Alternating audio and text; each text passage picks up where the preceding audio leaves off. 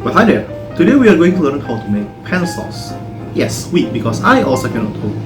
Anyway, if you also cannot cook, your result will probably looks like this.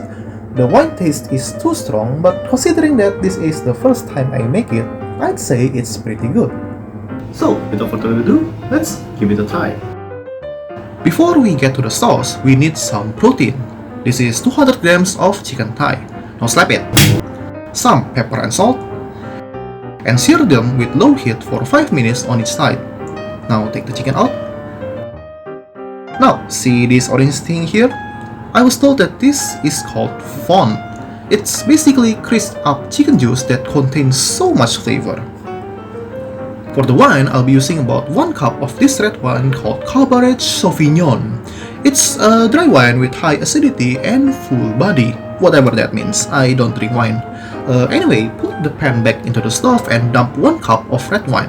Scrub the pan with wooden ladle until half of the wine evaporate. Interestingly, scrubbing the fond of the pan like this is quite fun actually. They don't stick as hard as I imagined, even though it's hard to see because the wine is so red. I just scrub around until the pan feels smooth. After 5 minutes, it looks like this. It's still very runny and the wine taste is much stronger. At this point, I'll add 1 teaspoon of powdered chicken stock and 1 knob of butter.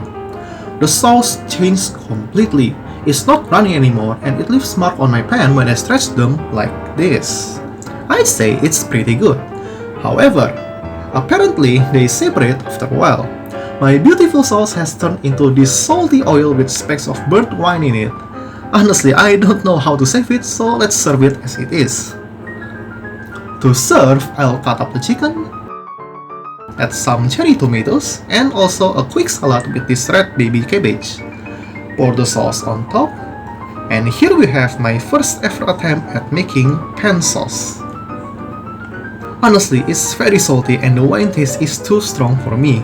If I were to make this again, I'll only use a quarter cup of wine and I'll add cornstarch to thicken it up. It's a wonderful sauce if you can make it right. Not to mention that there aren't that many dishes to wash. My pan only needs some scrubbing with soap water. It didn't even take me more than 10 minutes to clean everything up.